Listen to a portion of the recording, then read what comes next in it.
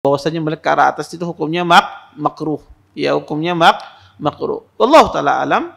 Intinya kita berusaha tidak melihat ke arah atas ketika kita salat. Kita berusaha melihat ke arah depan atau ke arah bawah ketika kita salat.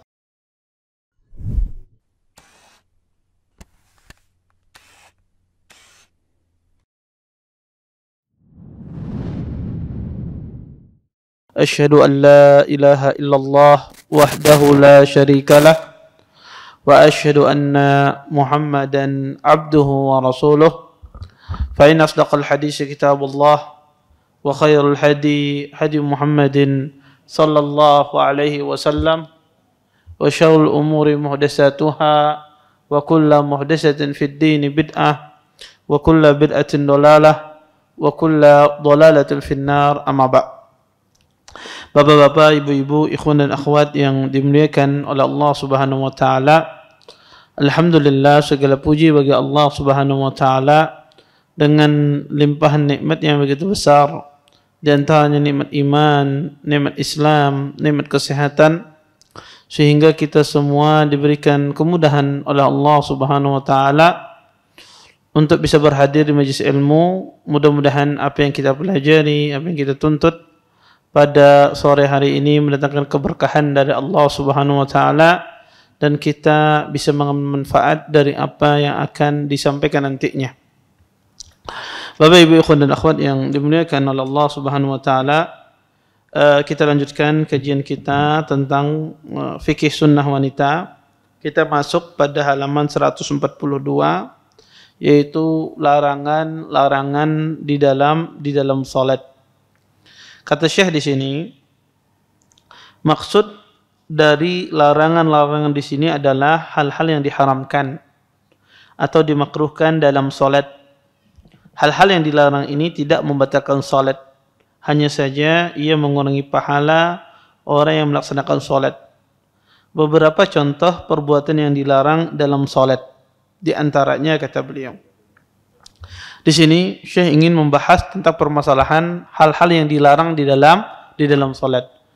Bapak Ibu, kita tahu di dalam agama Islam ketika ada larangan itu bisa bermakna larangan itu pengharaman dan juga bisa bermakna larangan itu hukumnya makruh. Ya.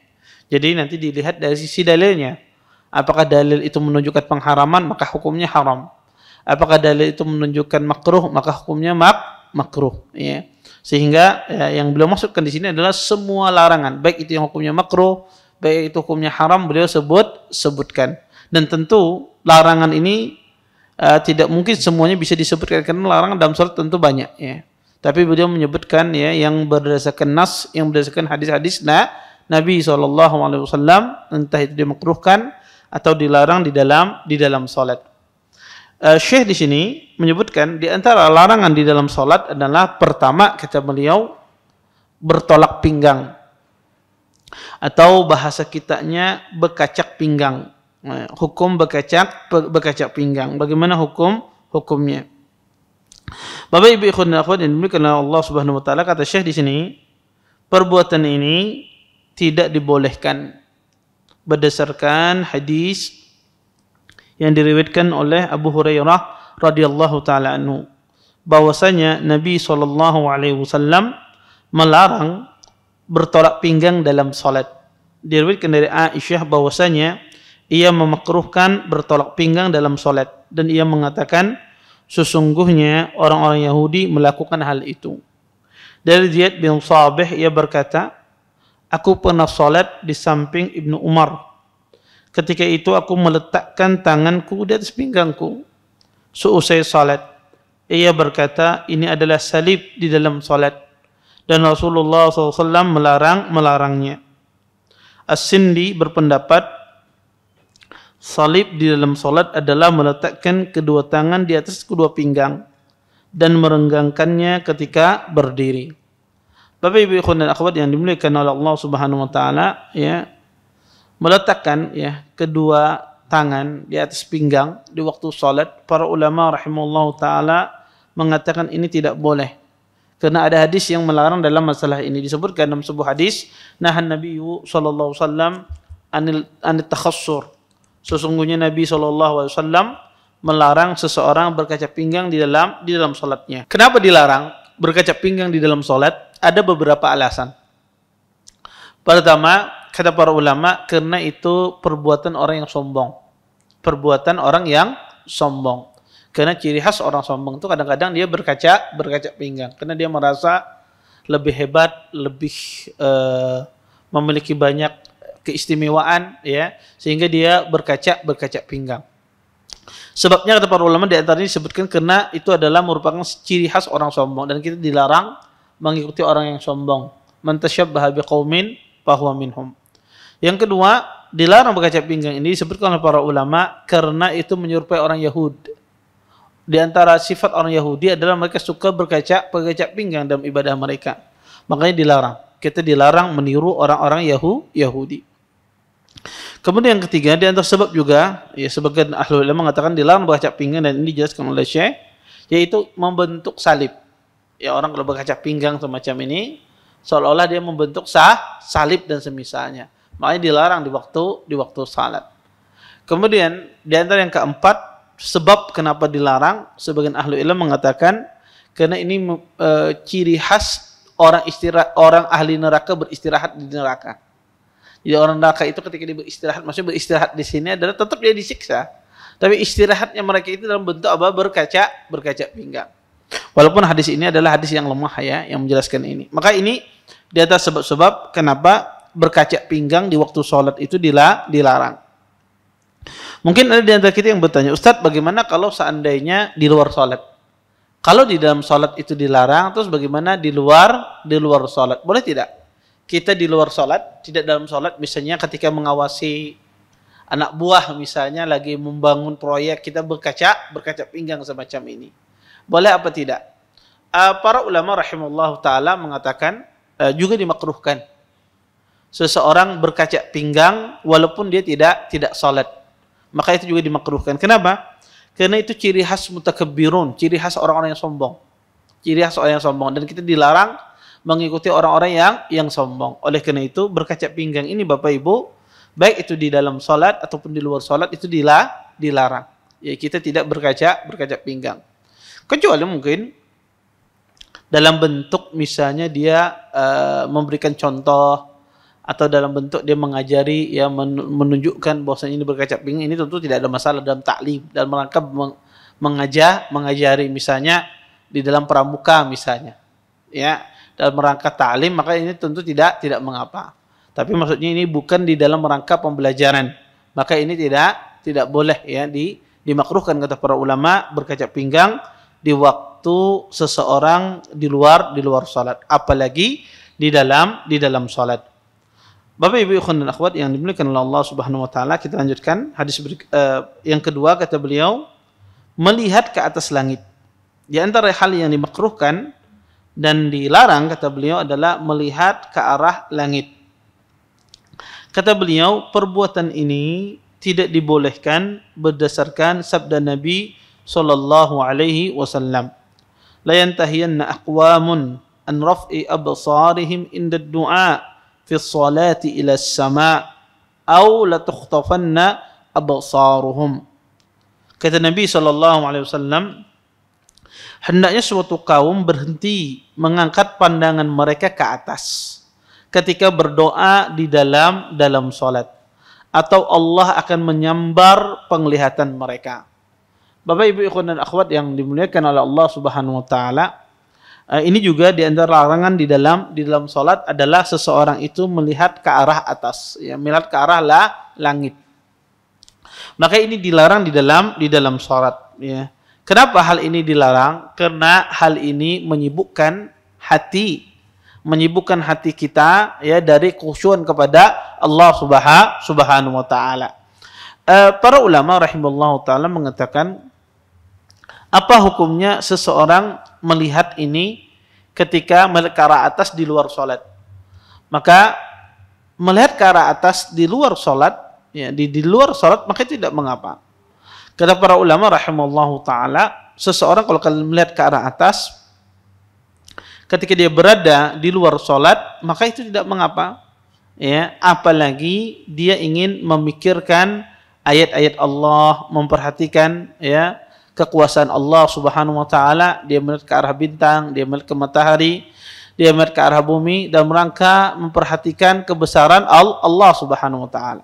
Makanya tidak mengapa, bahkan kata para ulama disunnahkan seseorang melihat ke arah ya ciptaan Allah Subhanahu wa taala.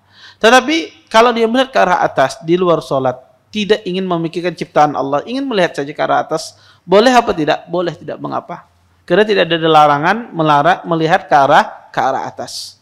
Tapi yang dilarang itu adalah di waktu salat. Di waktu salat dilarang melihat ke arah atas. Kenapa dilarang? Karena kata para ulama, dia menghilangkan khusyuan di dalam salat. Menghilangkan khusyuan di dalam salat. Mungkin ada sebagian orang mengatakan, Ustadz,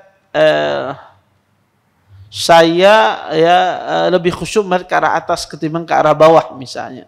Betul, kita katakan ya, mata Anda mungkin khusyuk tapi hati Anda tidak khusyuk ya. Karena di dalam salat itu dua hal yang diminta, kekhusyuan itu. Kekhusyuan hati dan kekhusyuan anggota tubuh. Maka ini dua hal yang diminta di dalam salat. Kalau salah satu saja tidak terpenuhi, maka ini tidak diinginkan di dalam salat. Maka di dalam salat itu diminta kekhusyuan dua hal. Khusyuan hati dan khusyuan anggota badan. Maka orang kalau melihat ke arah atas bisa jadi dia khusyuk, tapi salah satu anggota tubuhnya atau hatinya bisa jadi tidak khusyuk. Oleh karena itu dilarang. Kemudian Bapak Ibu ikhwan dan akhwat yang dimuliakan oleh Allah Subhanahu wa taala, para ulama khilaf tentang larangan ini. Apakah itu menunjukkan pengharaman ataukah tidak? Wallahu taala alam. Ini menunjukkan sebagian ahli ilmu mengatakan ini menunjukkan pengharaman, bukan sekedar makruh. Melihat ke arah atas itu bukan sekedar makruh, tapi sebagian ahli ilmu mengatakan itu haram. Kenapa? Karena diancam dengan dibutakan matanya atau diambil mata penglihatannya. Sebagian lagi jumhur ulama bahkan dinukil kesepakatan bahwasanya melihat ke arah atas itu hukumnya makruh. Ya, hukumnya makruh. Wallahu taala alam. Intinya kita berusaha tidak melihat ke arah atas ketika kita salat. Kita berusaha melihat ke arah depan atau ke arah bawah ketika kita salat. Tidak melihat ke arah atas. Dan itu bahaya ya. Kalau ada ancaman-ancaman semacam ini, maka hendaknya seorang menghindarinya, menghindarinya. Ya. Karena sebetulnya di dalam salat ini banyak sekali ancaman-ancaman. Orang yang menyelisihi perintah Nabi SAW. Di antaranya adalah kata Nabi, orang yang mendahului imam di dalam salat. Kata Rasulullah SAW, siapa yang mendahului imam di waktu salat, maka Allah akan ubah kepalanya menjadi kepala himar, kepala keledai. Ya, kepala keledai. Dan ada ya disebutkan sebuah cerita orang yang kepalanya diubah oleh Allah dengan kepala keledai akibat dia mendahului imam dalam salatnya. Maka kadang-kadang hukuman di dunia itu ditampakkan oleh Allah Subhanahu wa taala terhadap orang yang melanggar perintah Nabi sallallahu alaihi wasallam. Kemudian yang ketiga kata beliau, melihat sesuatu yang menyibukkan atau mengganggu dalam salat. Larangan ini berdasarkan hadis yang diriwayatkan dari Aisyah radhiyallahu taala anhu, bahwa suatu ketika Nabi SAW salat dengan mengenakan kain dari khamisah yang bergambar. Beliau merasa terganggu hingga beliau mengatakan, pakaian ini menggangguku, bawalah pakaian ini kepada Abu Jaham dan tukarlah dengan kain anbijaniyah, kain kasar yang tidak indah dan tidak bercorak. Bapak Ibu ikhwan dan akhwat yang dimuliakan oleh Allah Subhanahu wa taala, di antara hal juga yang dimakruhkan adalah yang mengganggu di dalam salat adalah gambar-gambar ya. Nabi SAW ya, beliau pernah dikasihkan ya sebuah baju yang ada gambarnya, dan beliau merasa terganggu dengan baju tersebut. Maka sunnah Bapak Ibu ketika kita sembahyang berusaha tidak ada gambar-gambar di depan kita. Ya, kadang gambar itu bisa jadi ada pajangan di depan dinding kita ketika kita sholat. Bisa jadi juga gambar itu kadang-kadang di sejadah kita. Ya, di sejadah kita ada gambar-gambar misalnya. Ya, kadang sebagian orang zaman sekarang ini saking menariknya ya, gambar-gambar sejadah itu digambari. Ada gambarnya Ka'bah sejadah itu kan. Kemudian ada gambarnya apa namanya? Kuburan. Kadang-kadang ibu tambah khusyuk ya. Kadang sejadah itu ada gambarnya masjid dan semisalnya. Bahkan ada sebagian orang kalau melihat sejadah yang ada gambar Ka'bahnya, Ustaz, ulun kalau sejadah yang ada gambarnya, ulun lebih khusyuk, Ustaz.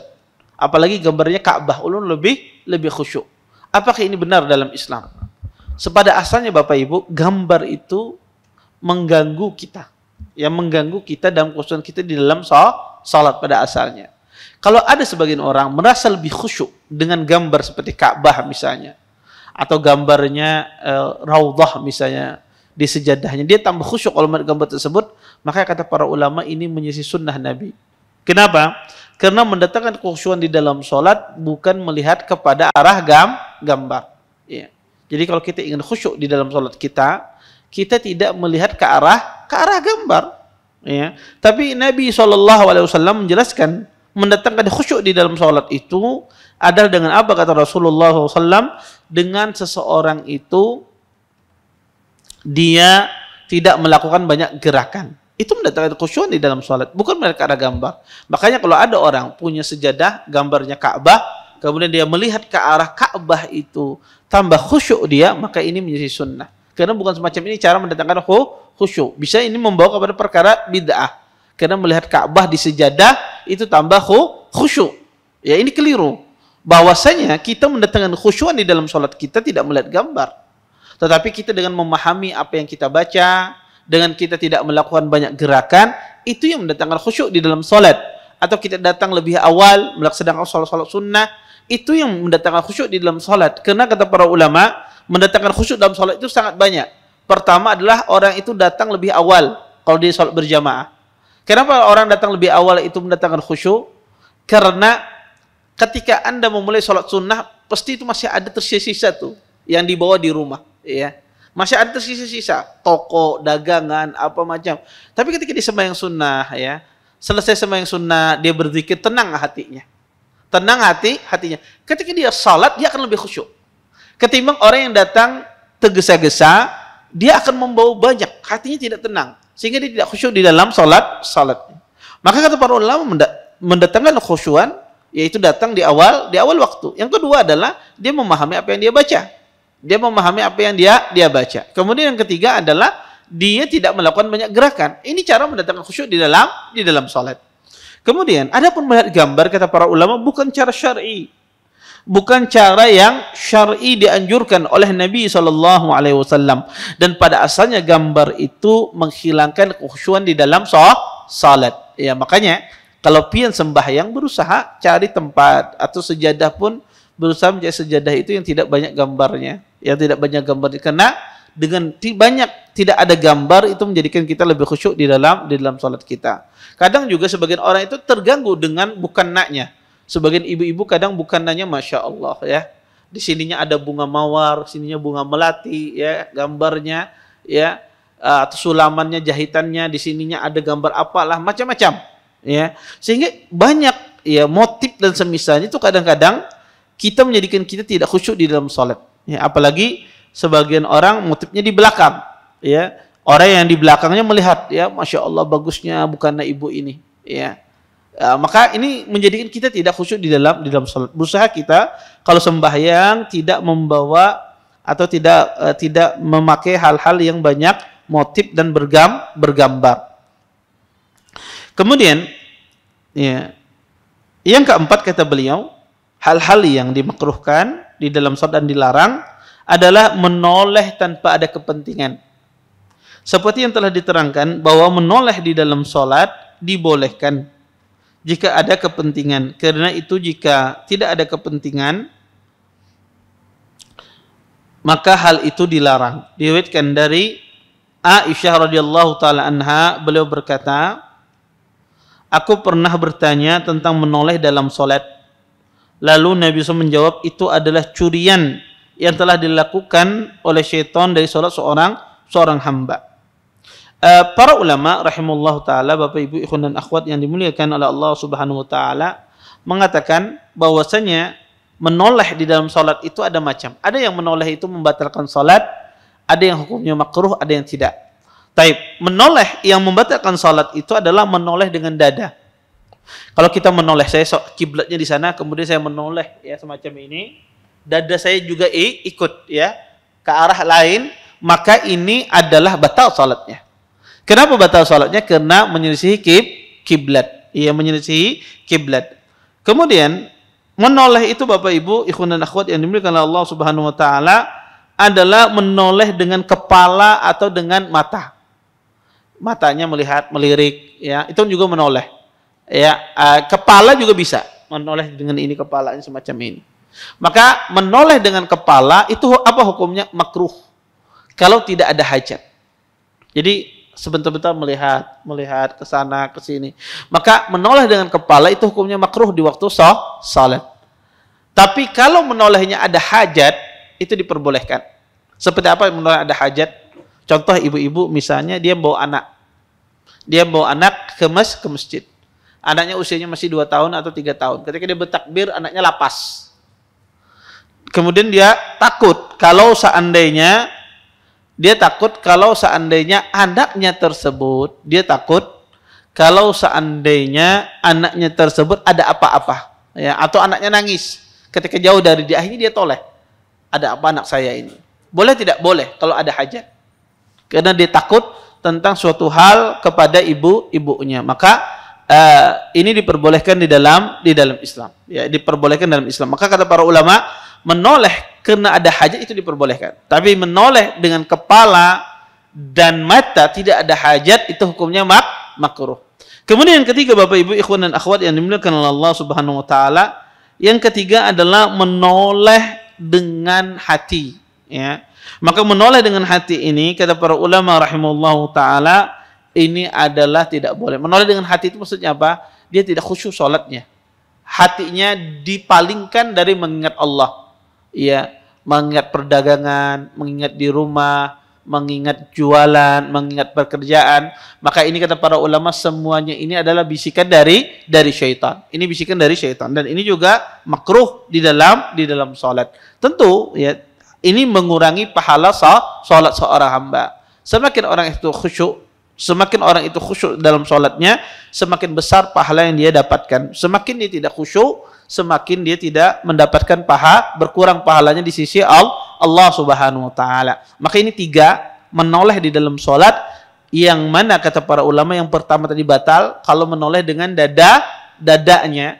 Adapun menoleh dengan kepala dan mata itu tidak batal ya, tetapi makruh kalau tidak ada hajah. Kalau ada hajah itu diperbolehkan. Dan yang ketiga adalah menoleh dengan seseorang menoleh dengan hatinya, ya, tidak khusyuk di dalam salatnya, ini juga makruh, berkurang pahala seorang hamba. Bapak Ibu ikhwan dan akhwat yang dimuliakan oleh Allah Subhanahu wa taala. Kemudian yang kelima kata beliau di sini adalah menjalinkan jari jemari. Maksudnya menjalinkan jari jemari ini maksud beliau adalah mengayam kayak ini. Ini maksudnya kayak begini. Ini menjalinkan namanya, mengayam. Ya, mengayam, ya. Maka apa hukumnya orang mengayam atau menjalinkan jari jemari semacam ini? Di sini Syekh mengatakan yang dilarang adalah menjalinkan jari jemari yang satu dengan yang lainnya di dalam salat. Hal ini berdasarkan hadis Abu Hurairah radhiyallahu taala anhu, beliau berkata, jika salah seorang dari kalian berwudu di rumahnya, kemudian pergi ke masjid, maka ia mendapatkan pahala salat hingga ia pulang. Karena itu janganlah ia melakukan ini. Beliau menjalinkan jari jemarinya. Dari Ismail bin Umayyah, ia berkata, aku pernah bertanya kepada Nafi' tentang seorang yang menjalinkan jari jemarinya dalam salat. Ia menjawab, Umar pernah berkata itu adalah salatnya orang yang dimurkai. Bapak Ibu ikhwan dan akhwat yang dimuliakan oleh Allah Subhanahu wa taala, pertama ya hukum menjalinkan jari jemari di dalam salat. Bapak Ibu, kalau kita melihat hadis Nabi sallallahu alaihi wasallam, Masalah menjalinkan jari jemari di dalam salat ini terbagi menjadi 3 macam. Pertama, menjalinkan jari jemari ya ketika hendak datang ke masjid, ya menjalinkan jari jemari ketika pergi dari rumah menuju masjid, atau menjalinkan jari jemari ketika menunggu salat, atau menjalinkan jemari di tengah-tengah salat, atau menjalinkan jari jemari di luar keadaan ini. Jadi ada orang kadang itu menjalin jemarinya ketika dia keluar dari rumahnya menuju masjid. Dia gini ya, gini semacam ini dia sambil jalan. Ada orang menjalin jemarinya di waktu menunggu sholat di dalam masjid. Lagi azan, selesai azan, dia duduk, kemudian dia menganyam tangannya. Yang ketiga, ada orang melakukan menjalin jemari ini di waktu sholatnya. Sholat berlangsung. Kemudian ada orang melakukan jalin jemari ini setelah selesai salat, tidak ada hubungannya dengan salat. Tapi kita akan bedah satu persatu. Pertama, Bapak Ibu ikhwan dan akhwat yang dimuliakan oleh Allah Subhanahu wa taala, menjalin jari jemari ya. Pertama, kenapa dulu dilarang menjalin jari jemari ini? Disebutkan oleh para ulama ya, kenapa menjalin jari jemari ini dilarang, baik itu di masjid ataupun di waktu menunggu salat ya, ataupun di waktu salat. Kata mereka, karena itu adalah dari syaitan. Karena itu adalah dari syaitan. Mereka berdalil dengan hadis Abi Sa'id Al-Khudri, "Idza kana ahadukum fil masjid fala yashbikanna fa inna tashbika minasyaitan." Jika salah satu di antara kalian berada dalam masjid, maka janganlah dia menganyam jari jemarinya. Sesungguhnya menganyam jari jemari itu dari syaitan. Kemudian yang kedua, kata para ulama, kenapa dilarang menjalin jari jemari ini? Karena menjalin jari jemari ini, kata mereka, adalah membawa ngantuk. Orang kalau lagi menunggu sembahyang atau ketika sembahyang menganyam tangannya kayak ini orang ngantuk. Ya, kata mereka menjadikan orang itu ngantuk. Kemudian kata mereka, kenapa juga dilarang? Bahwasanya orang yang menjalin jemari ini, kata mereka, adalah itu menunjukkan orang tersebut adalah orang yang bimbang. Artinya orang itu kalau dia lagi ragu-ragu ya, bimbang ya, tidak nyaman hatinya, biasanya menjadikan jemari atau gugup. Makanya kalau lihat orang kalau akad nikah, pengantin itu kalau akad nikah kalau dia gugup, kadang-kadang dia ya dia menjalin jari jemarinya dia kayak gini. Ya, pengantin kalau Anda lihat sering kayak gini ya. Sering ketika menunggu akad itu dia kayak gini, sering semacam itu. Kenapa? Karena itu dia lagi dalam kondisi grogi, kondisi gugup, ya. Maka ini tidak baik bagi seorang muslim. Di antara mereka juga mengatakan menjalin jemari itu, kata mereka, itu adalah orang yang dimurkai, sebagaimana perkataan Nafi yang dinukil oleh Syekh di sini. Ini sebab kenapa para ulama mengatakan dilarang menjalin jemari. Tetapi sebetulnya apa hukumnya sih menjalin jemari ini? Apakah betul-betul dilarang?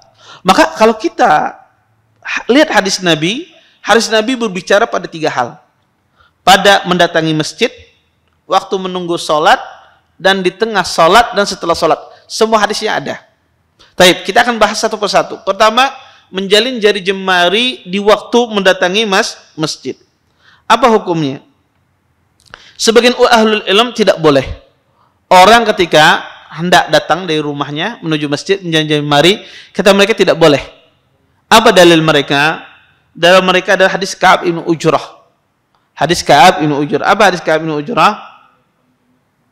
Kata beliau, "Sami'tu Rasulullah sallallahu alaihi wasallam yaqul, idza tawadda ahadukum fa ahsana wudu'ahu, thumma kharaja 'amidan ila shalah, fala yushabbika baina yadayhi fa innahu fis shalah." Dari Ka'ab bin Ujrah, beliau mengatakan, sesungguhnya aku mendengar Rasulullah sallallahu alaihi wasallam bersabda, jika salah satu di antara kalian berwudu, kemudian dia membaguskan wudunya, kemudian dia keluar untuk sholat, maka jangan dia menjalin jari jemarinya, jangan dia menganyam. sesungguhnya dia berada dalam salat. Sesungguhnya dia berada di dalam salat. Jadi dari keluar rumahnya menuju masjid, jangan kata Nabi menganyam. Sesungguhnya dia sedang dalam salat. Hadis ini dikeluarkan oleh Imam Ahmad. Tapi kalau kita lihat sanadnya, hadis ini lemah. Hadis ini lemah. Perkataan fala yushabbika baina yadayhi bukan perkataan Nabi. Tapi perkataan seorang rawi di dalam hadis ini, atau disebut dengan mudraj, tambahan dari rawi, bukan tambahan dari Nabi sallallahu alaihi wasallam. Oleh karenanya para ulama mengatakan sebetulnya hadis yang benarnya tidak ada tambahan ini. Tidak ada tambahan ini. Maka kalau kita lihat jalur-jalur hadis, ya, maka tidak ada menyebutkan tambahan, ya. Yang ada tambahan tersebut kata para ulama rahimahullahu taala, ya. Jadi hadis ini diriwayatkan oleh Daud ibn Qais. Daud ibn Qais menurutkan hadis ini dari Sa'ad ibn Ishaq, dari Abu Sumamah, dari Ka'ab ibn Ujrah. Murid-muridnya Daud ada yang meriwayatkan tambahan fa yushabbika baina yadayhi, dan murid-muridnya Daud ibn Qais ini ada yang tidak meriwayatkan tambahan ini. Di antara murid yang tidak meriwayatkan tambahan ini adalah Abdullah bin Mubarak, ya, seorang ulama besar, wa Daud ibn Nafi', ya, dan Khalid bin Nazar. Mereka tidak menyebutkan tambahan tersebut, ya. Maka kata para ulama, tambahan itu datang dari sebagian rawi mengatakan larangan tersebut. Sebetulnya hadisnya tidak ada larangan menganyam jari ketika pergi menuju masjid. Kemudian yang kedua, Bapak Ibu, ikhwan dan akhwat yang dimuliakan oleh Allah Subhanahu wa taala, adapun ya seseorang yang mengatakan bahwasanya tidak boleh, ya, ada hadis Nabi juga yang kedua, tidak boleh menganyam ini di waktu berada dalam masjid, tidak salat tapi di dalam masjid menunggu salat. Ada hadis juga yang melarang. Hadis Abi Sa'id Al-Khudri sebutkan bahwasanya Nabi SAW melihat ada seseorang duduk di tengah masjid. Nabi melihat ada seseorang duduk di tengah masjid. Musyabbikan baina asabihi. Orang ini menganyam jari jemarinya di tengah, ketika duduk di tengah-tengah masjid. Yuhaddisu nafsahu fa'uma ila Nabi sallallahu alaihi wasallam yaftar. Kemudian Nabi memberi isyarat kepada orang ini, tapi dia tidak ngeh. Orang ini tidak perhatian isyarat Nabi. Kemudian kata Nabi sallallahu alaihi wasallam, ya, kata Nabi SAW kepada Abu Sa'id, beliau berkata kepada Abu Sa'id Al-Khudri yang berada di samping beliau, idza shalla ahadukum, jika salah satu di antara kalian salat, kata Nabi, fala yushabbikanna baina asabihi, jangan dia menjalin jari jemarinya. Fa inna tashbika minasyaitan, sesungguhnya tashbik itu menjalin jemari itu dari syaitan. Fa inna ahadakum la yazalu fi sholatin madama fil masjid hatta yakhruja minhu, sesungguhnya salah satu di antara kalian senantiasa dia berada di dalam salat selama dia berada di masjid sampai dia keluar. Tapi sayangnya Bapak Ibu, ikhwan dan akhwat yang dimuliakan oleh Allah Subhanahu wa taala, hadis ini Bapak Ibu, ikhwan dan akhwat, hadis ini adalah hadis yang lemah. Kenapa hadis ini lemah?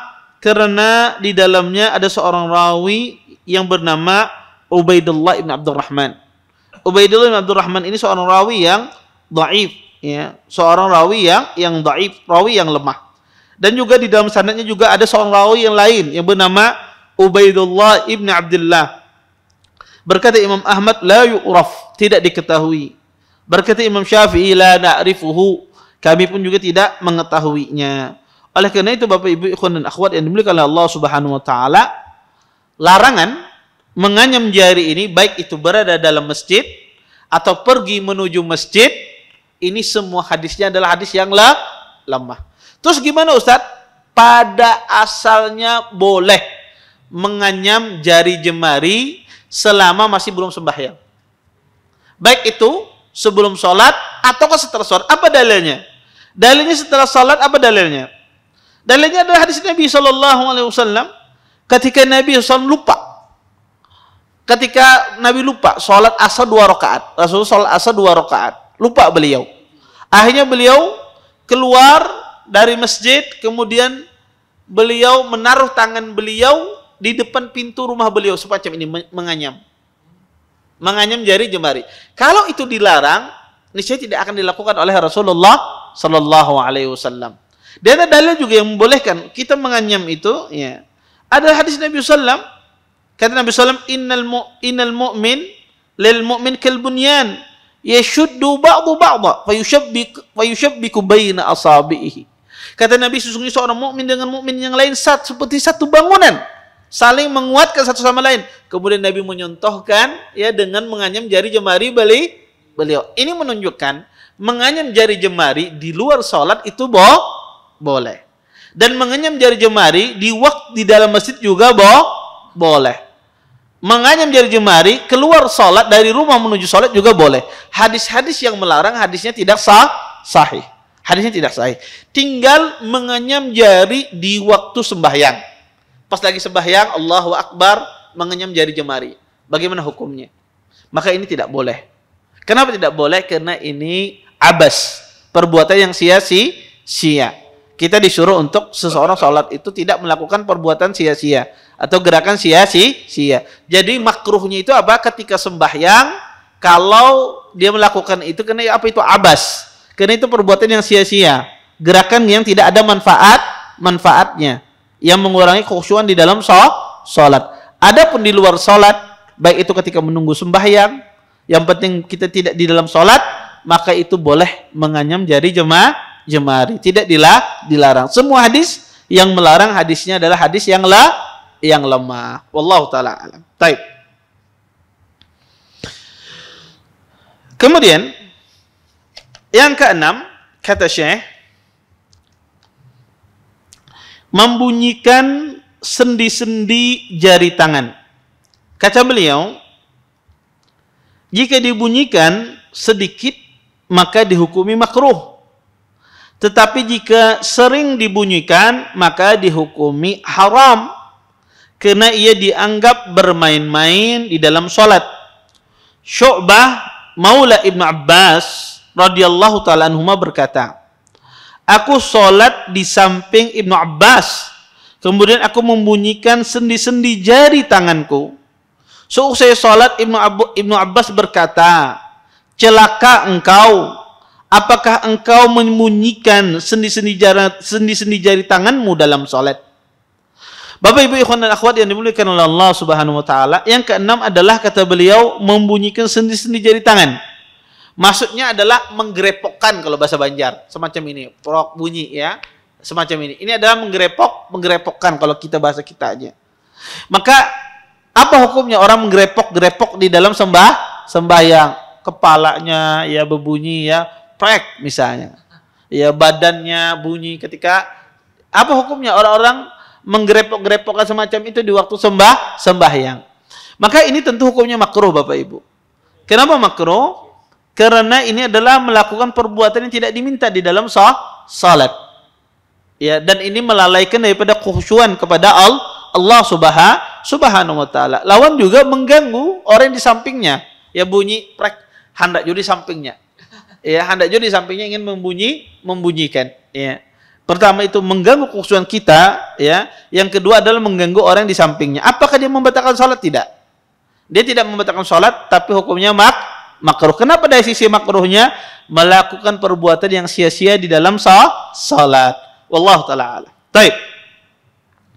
Kemudian kata Syekh di sini, yang ketujuh, salat dengan pakaian yang menutupi kedua tangan, sadel, sehingga ia ruku dan sujud dengan tangan tertutupi.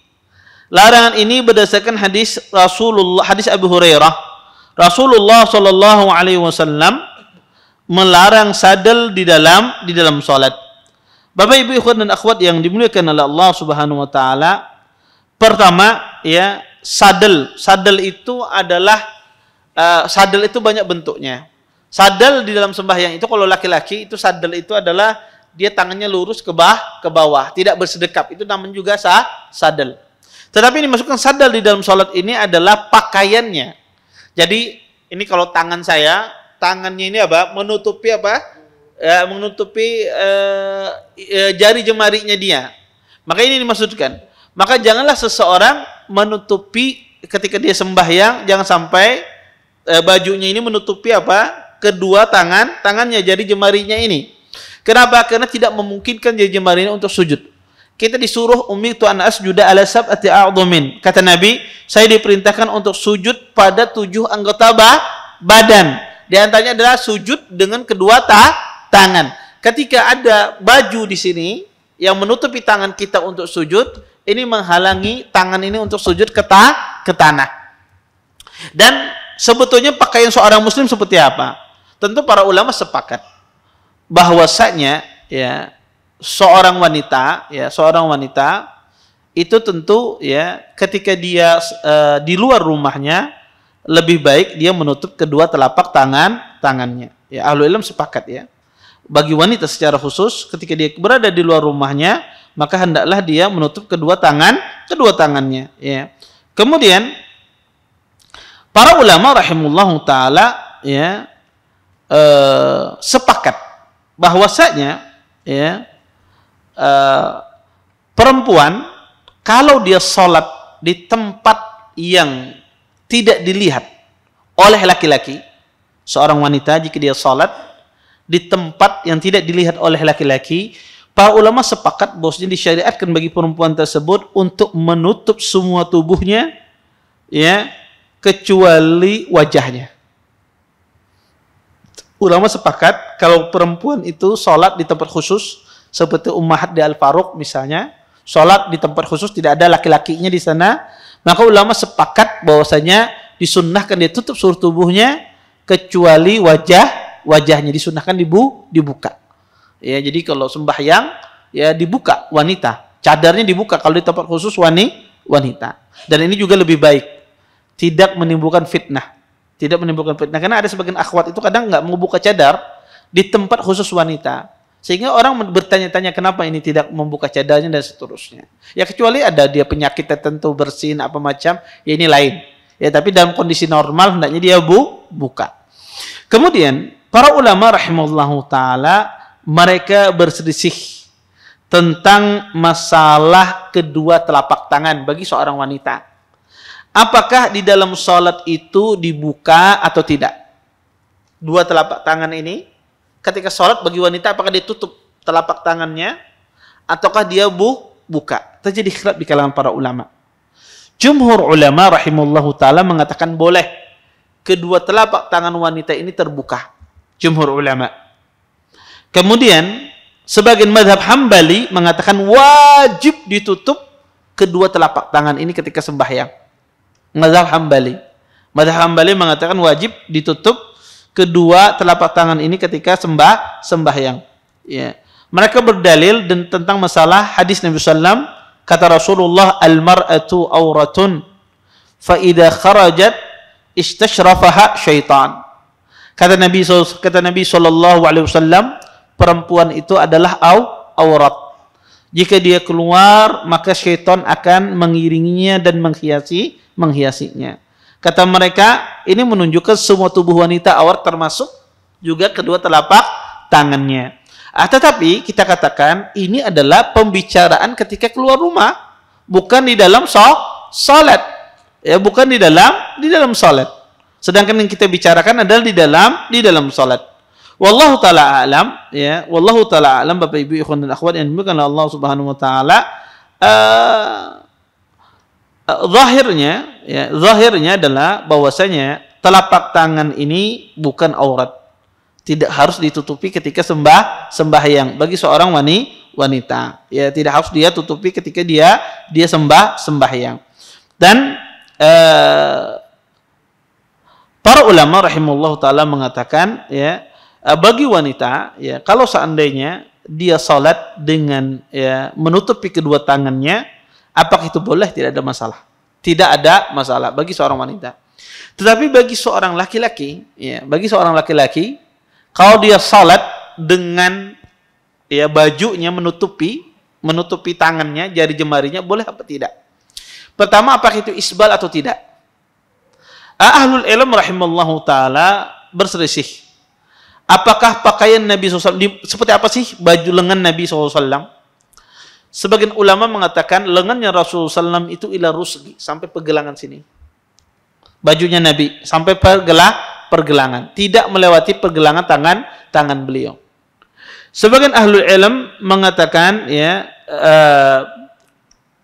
di afdalnya baju kita itu ya hendaknya sampai di pergelangan tangan. Terus bagaimana kalau lewat? Baju lewat menutupi ya tangan kita. Bagaimana apakah itu haram? Wallahu a'lam, pendapat yang rajih di kalangan para ulama tidak haram. Tapi menyelisih yang afdal saja. Menyelisih yang afdal. Afdalnya baju kita itu sampai pergelangan tangan ini. Ya, tapi kalau seandainya lewat itu tidak mengapa, tapi menyelisih yang afdal saja. Nah, ketika laki-laki sembahyang, jangan sampai bajunya itu panjang kemudian menutupi telapak tangannya untuk sujud, sehingga dia sujud dengan telapak dengan baju yang menutupi tadi, karena kita disuruh untuk ya sujud dengan 7 anggota badan. Tapi kalau itu terjadi batal tidak salat, tidak batal. Tapi kita katakan dia berkurang pahala sujudnya ya. Seharusnya kalau dia tidak pakai itu pahalanya lebih besar ya. Oleh karena itu Syekh di sini mengingatkan tentang masalah sadal ini. Ya, masalah sadal di waktu sujud hendaknya tangannya tidak tertutupi. Wallahu taala alam. Kemudian yang ke-8 kata beliau menguap. Ya, di antara larangan yang ke-8 di dalam salat adalah menguap. Kata beliau, seorang yang salat tidak dibolehkan menguap terlalu lebar. Ia harus menahannya dengan menutup mulut menggunakan tangan. Larangan ini disebutkan dalam hadis Abu Hurairah radhiyallahu taala anhu bahwasanya Nabi SAW pernah bersabda, kata beliau, at-tasa'ubu fi sholati minasyaitan. Fa idza tasa'aba ahadukum falyakdhim mastata'a. Kata Nabi SAW, menguap dalam salat itu berasal dari syaitan. Karena itu, jika salah seorang dari kalian menguap, kata Rasulullah, hendaklah ia menahan semampunya. Hadis ini dikeluarkan oleh Imam Bukhari dan Imam Muslim. Bapak Ibu ikhwan dan akhwat yang dimuliakan oleh Allah Subhanahu wa taala, di sini Syekh menyebutkan tentang masalah ya larangan yang ke-8 adalah menguap. Menguap di waktu sholat ataupun di luar sholat itu sesuatu yang sebetulnya hendaknya kita hindari. Ya, hendaknya kita hindari. Kenapa Ustaz? Itu hendaknya dihindari menguap tersebut. Pertama, Bapak Ibu ikhwan dan akhwat yang dimuliakan oleh Allah Subhanahu wa taala, syaitan itu senang terhadap orang yang suka menguap. Ketujuh, syaitan terhadap orang yang suka menguap. Makanya Nabi SAW mengatakan, innallaha yuhibbul atas wa yakrahut tasa'ub. Kata Nabi SAW, sesungguhnya Allah itu cinta orang yang bersin, suka dengan orang yang bersin. Dan Rasulullah dan Allah itu benci, tidak suka dengan orang yang menguap. Kemudian di akhir hadis Nabi mengatakan, wa amma tasa'ub fa innama huwa minasyaitan. Kata Nabi SAW, sesungguhnya tasa'ub itu berasal dari syaitan. Ya, berasal dari syaitan. Artinya menguap ini baik itu di dalam sholat, di luar sholat itu tidak disukai. Tidak disukai. Maka seorang berusaha untuk menghindari menguap. Taib. Apa sebabnya orang itu menguap di dalam sholat? Ya. Pertama kata para ulama, sebab menguap itu disebabkan banyak. Di antara sebabnya adalah pertama, orang ketika menguap itu sebabnya adalah pertama kadang itu kekenyangan. Banyak makan. Jadi kalau orang tuh banyak makan itu condong dia menguap. Ya. Condong menguap. Kenapa menguap itu kenapa menguap itu dibenci? Karena menguap itu menandakan orang itu pemalas. Maka kalau orang menguap, lihat tuh pasti pemalas bawaannya. Disuruh apa-apa koler. Ya, disuruh apa-apa kada semangat dan seterusnya. Maka kata para ulama, salah satu sebabnya adalah banyak makan. Makanya kalau kita tidak terlalu menguap, jangan banyak makan. Ya. Kemudian yang kedua, salah satu sebab orang itu sering menguap adalah di dalam sholat. Masuk di dalam sholat itu dia tidak memiliki semangat. Jadi pas sembahyang itu koler datang sembahyang. Ya, seperti terpaksa kadang-kadang. Pas bangun subuh misalnya entah tadi malam guringnya sedikit misalnya, pas dengar azan kemudian rasa ngalih bangun. Akhirnya pas datang ke masjid rasa ogah-ogahan, rasa kada hendak, tapi dia paksa dirinya datang. Ketika dia masuk dalam salat dengan kondisi demikian, biasanya sering dia menguap. Sering dia menguap di dalam salat. Makanya kata para ulama, solusinya adalah orang yang suka menguap di dalam salat ini, maka dia harus memperbarui niatnya, harus semangat dia. Dia harus semangat, harus dia hilang rasa malas itu. Rasa malas itu harus dia hilangkan dari dirinya. Kalau hal itu dia hilangkan dari dirinya, insya Allah menguap di dalam sholat itu berkurang. Jadi kurangi makan, ya kalau kita sering menguap itu karena banyak makan, kurangi makan. Yang kedua adalah ketika masuk sembahyang, Bapak Ibu, biar harus masuk dalam kondisi semangat, serius. Ya, kalau kita masuk, kadang ada sembahyang itu orang sekedar apa? Melakukan gerakan saja sudah, kada semangat, kada tahu lagi apa yang dia baca, lalai apa macam. Nah, itu yang menyebabkan kadang-kadang banyak menguap di dalam sembahyang. Maka caranya adalah dia masuk dalam sholat itu dalam kondisi prima, dalam kondisi semangat, maka itu menghilangkan menguap. Jadi orang kalau semangat sembahyang itu tidak menguap di dalam sembahyang. Jangan, makanya kalau pengen lihat banyak orang menguap di samping pian gitu ya, itu dia ada semangat. Pian sudah bisa pastikan itu orang itu ada semangat di dalam sembahyang. Maka caranya adalah ya dia motivasi lagi dirinya untuk semangat. Ingat pahala salat, ingat ganjaran orang yang melaksanakan ibadah salat. Kemudian Bapak Ibu, ikhwan dan akhwat yang dimuliakan Allah Subhanahu wa taala, ketika kita menguap, maka hendaklah kita tutup. Berusaha kita tutup. Ya. Pertama kita berusaha menghilangkan suara. Jangan sampai ada suara yang keluar ketika kita menguap. Karena setan itu himung. Ya, kalau ada suara yang keluar. Kemudian yang kedua, berusaha kita tutup. Mulut kita berusaha kita tutup. Entah itu dengan tisu, ya, entah itu dengan tangan kita. Taib Ustaz, menutupnya dengan apa Ustaz? Boleh dengan tangan kanan, boleh dengan tangan kiri. Ya, boleh dengan apapun. Ya, tidak ada ketentuannya. Ada sebagian orang bertanya kepada saya, Ustaz, betulkah menguap itu ditutupnya harus dengan tangan kiri, dengan punggung tangan kiri? Jadi ditutup kayak gini Ustaz, betul tidak? Katanya. Saya tanya kenapa harus ditutup demikian? Apa alasannya? Saya dengar Ustaz katanya kalau kita nutup dengan tangan kiri semacam ini kan kotor katanya. Jadi setannya berkumpul di muka sini. Ya. Jadi setannya itu berkumpul di muka sini gitu ya. Ini tentu tidak ada ya, tidak ada dalil yang demikian. Iya, maka seseorang menguap boleh ditutup dengan tangan kanannya atau dengan tangan kirinya. Terserah, tidak ada ketentuannya. Baik. Bapak Ibu ikhwan dan akhwat yang dimuliakan oleh Allah Subhanahu wa taala. Kemudian yang ke-9 kata Syekh, meludah ke arah kiblat dan ke sebelah kanan. Larangan ini berdasarkan hadis Jabir radhiyallahu taala anhu, beliau berkata, Rasulullah sallallahu alaihi wasallam bersabda, sesungguhnya jika salah seorang dari kalian salat, maka Allah sedang berada di hadapannya. Oleh karena itu, janganlah ia meludah ke arah kiblat dan ke sebelah kanan. Meludahlah ke sebelah kiri, di bawah kaki kirinya. Jika ia tidak tahan, hendaklah ia melakukannya pada bajunya seperti ini. Lalu beliau melipat baju yang dipakainya. Bapak Ibu ikhwan dan akhwat yang dimuliakan oleh Allah Subhanahu wa taala,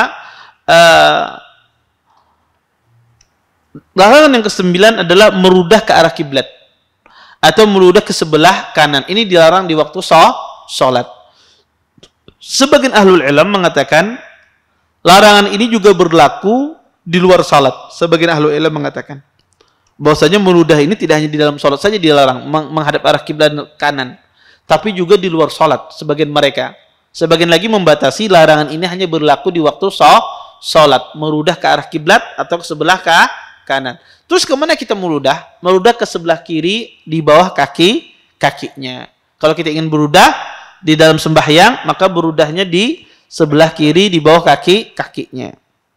Tetapi ini tentu perintah Nabi ini ketika kondisi masjid pada zaman dahulu itu adalah tanah. Ya, zaman sekarang kondisinya pakai karpet semua rata-rata. Kalau pengen mudah sebelah kiri, yang jelas kaum masjid, tukang bersih masjid bawa pemangkung. Ini kenapa? berudah di sebelah kiri dan seterusnya. Maka ini adalah kondisi pada masa Nabi SAW. Di zaman dahulu itu tidak ada karpet, ya, tidak semen. Dulu tuh pakai kerikil tanah alasnya, sehingga mereka berudah di sebelah kiri mereka tutup. Ya. Oleh karena itu pada zaman sekarang kondisi kita semacam ini, masjid kita, musola kita semacam ini, maka berudahnya adalah dengan di tisu. Berudahnya di tisu atau di baju kita. Ya, tidak berudah tapi kita udahkan di baju kita. Kalau seandainya harus berudah atau berudahnya di tisu atau serbet, sapu tangan dan semisalnya. Adapun di masjid sekarang ini tidak lagi. Ya, kecuali kita sholatnya di lapangan, itu tidak ada masalah. Ya, semacam itu. Wallahu a'lam. Taib. Kemudian yang ke-10 kata beliau adalah memejamkan kedua mata. Larangan yang ke-10 adalah memejamkan kedua mata. Jika kedua mata dipejamkan dengan tujuan lebih mendekatkan diri kepada Allah, maka itu diharamkan. Jika dengan tujuan lain, maka dihukumi makruh karena bertentangan dengan sunnah. Ibnu Qayyim rahimahullah ta'ala pernah berkata, kata beliau, memejamkan kedua mata bukanlah petunjuk Nabi SAW.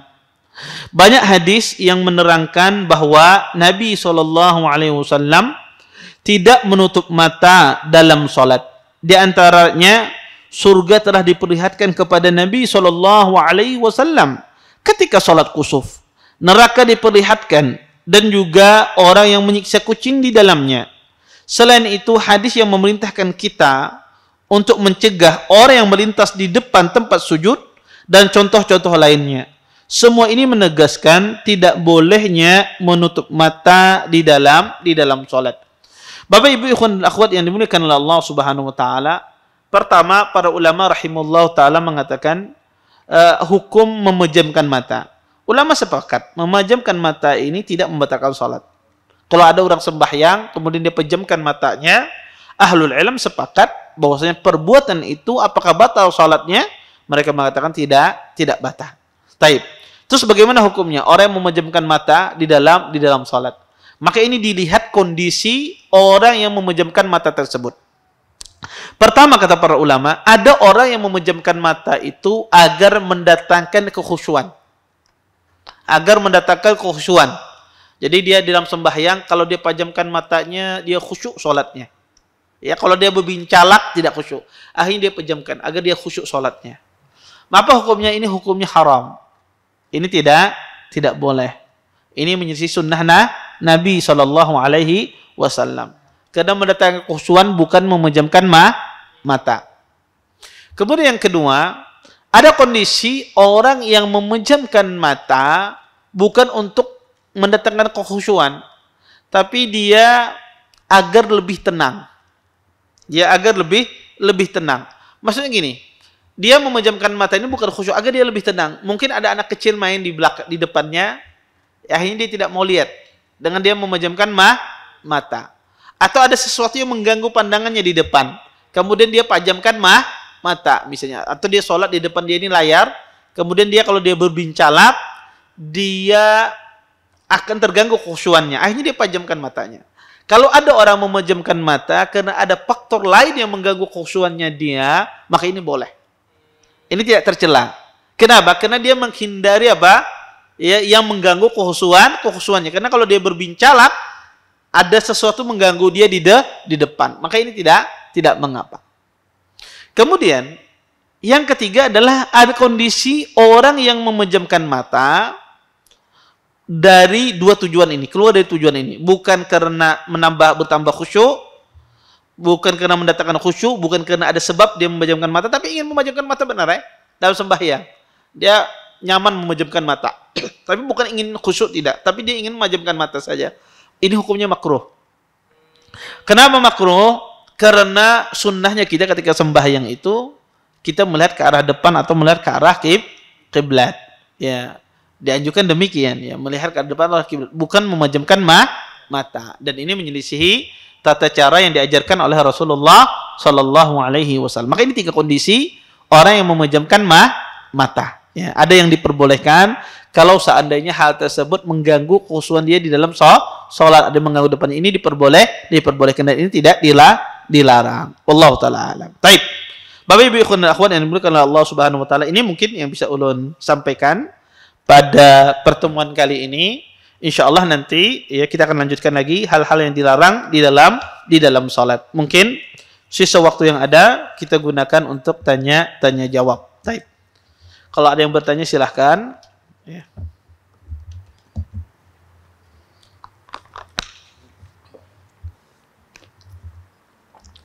Baik. Hayakumullah Ustaz. Izin bertanya di luar tema. Teman saya meminta cerai kepada suaminya. Lalu suaminya diam saja. Setelah berapa lama suaminya mengirim SMS dan memberikan talak 3 sekaligus. Berapa masa iddah yang dijalani oleh istrinya yang sudah menopause? Jazakumullah khairan Ustaz.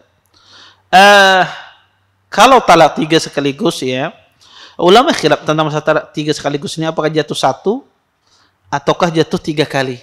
Ya, artinya talak bain. Ya, talak bain. Terjadi khilaf di kalangan para ulama dalam masalah ini. Kalau dia mengambil pendapat yang mengatakan talak 3 itu adalah talak bain, ya, maka ya dia talaknya ya sudah dia tidak bisa kembali, ya, tidak bisa kembali. Kemudian kalau dia mengambil pendapat bahwa talak 3 itu adalah talak 1, maka para ulama rahimahullah ta'ala mengatakan berarti dia bisa boleh kembali.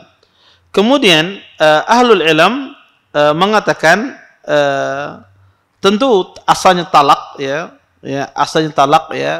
seorang wanita itu adalah salah satu quru.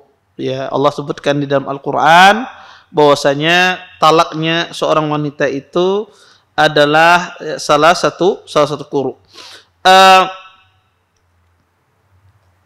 Para ulama rahimahullahu taala mengatakan kalau wanita itu dia adalah wanita yang tidak pernah talak lagi, tidak pernah menopause lagi, ya, maka talaknya itu iddahnya itu adalah 3 bulan.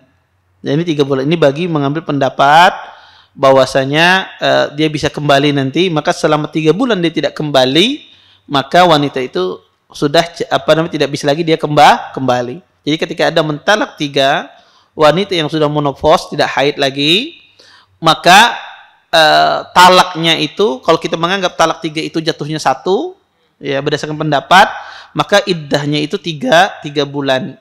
Ya, berdasarkan ayat Al-Qur'anul Karim kata Allah, "Wallai ya'isna minal mahid min nisaikum in irtabtum fa iddatuhunna salasata ashhur." Kata Allah, dan wanita yang tidak haid lagi maka dari istri-istri kalian maka iddahnya kata Allah 3 bulan.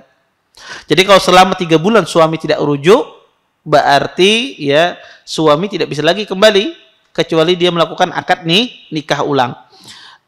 Tetapi bagi yang mengatakan bahwasanya talak 3 itu jatuh 3, dan ini pendapat jumhur ulama rahimahullahu taala, maka sang suami talaknya tetap menopause di 3 bulan, tetapi suami sudah tidak punya kesempatan untuk rujuk, baik masa iddah itu selesai atau belum selesai, dia sudah tidak bisa lagi rujuk. Beda dengan tadi, dia bisa masih rujuk dalam masa iddah 3 bulan. Kalau yang kedua ini tidak bisa dia rujuk, sudah selesai. Ya, sudah selesai, ya. Semacam itu. Jadi kalau ditanya masa iddahnya berapa, 3 bulan. Kedua kondisi itu 3 bulan. Baik itu mengambil pendapat yang pertama ataukah mengambil pendapat yang kedua. Ya, tapi bedanya adalah pendapat yang pertama mengatakan jatuh 1, dia bisa kembali kalau iddahnya masih ada. Tapi pendapat yang kedua jatuh 3, dia tidak bisa kembali walaupun iddahnya masih ada. Iddahnya itu 3 bulan, ya. Wallahu taala alam. Taib. Pertanyaan kedua, saat saya main ke rumah saudara saya, di dalam rumahnya ada foto besar yang dipajang. Dan jika kita sholat kiblatnya menghadap ke foto tersebut, apakah sholat saya sah? Sholatnya sah saja, Sholatnya sah saja, tetapi itu mengganggu khusyuan di dalam sholat. Beliau menanyakan ada foto gambar ya yang ada di depan tempat sholatnya dia. Maka Anda jangan sholat menghadap ke arah gambar tersebut, cari tempat yang lain. Kalau ditanyakan sahkah sholatnya, sah saja, tidak mengapa. Ya, tidak mengapa. Tetapi kedepannya nanti cari tempat yang lain, ya, tidak menghadap ke arah foto tersebut. Afwan Ustadz, izin bertanya, saat kita datang ke masjid setelah sholat asar, apakah kita tetap disunnahkan sholat sunnah? Kalau setelah sholat asar tidak ada sholat sunnah setelah sholat asar. Ada hadis Aisyah, Nabi SAW pernah sholat sunnah 2 rakaat setelah asar. Tapi yang dimasukkan di sini adalah sholat zuhur yang tidak sempat dikerjakan oleh Nabi. Sholat sunnah zuhur yang tidak sempat dikerjakan oleh Nabi karena ada tamu. Ya, Nabi qadha setelah asar. Dan terus menerus Nabi melaksanakan sholat sunnah setelah asar. Setelah itu Nabi terus menerus melaksanakan sholat sunnah setelah asar. Dan ini merupakan khususan bagi Nabi. Khususan bagi Nabi SAW. Adapun kita tidak melaksanakannya. Kita tidak melaksanakannya. Wallahu ta'ala alam. Taib. Ustadz, bolehkah kita sholat memakai masker? Karena takut bau mulut kita mengganggu jamaah di samping kita. Boleh. Kalau seandainya itu dibutuhkan, ya, ada hajat tertentu, maka itu tidak mengapa. Kalau tidak ada hajat, itu dimakruhkan seseorang sholat menggunakan masker. Wallahu ta'ala a'lam. Taib. Saya kira cukup ya untuk pertemuan kali ini. Kita tutup dan doa kafatul majelis. Subhanakallahumma bihamdika asyhadu an la ilaha illa anta astaghfiruka wa atubu ilaik. Assalamualaikum warahmatullahi wabarakatuh. Terima kasih. Jazakumullah khairan wa barakallahu fikum. Video ini dibuat atas partisipasi dari donasi Anda. Semoga menjadi amal jariah bagi Anda semuanya.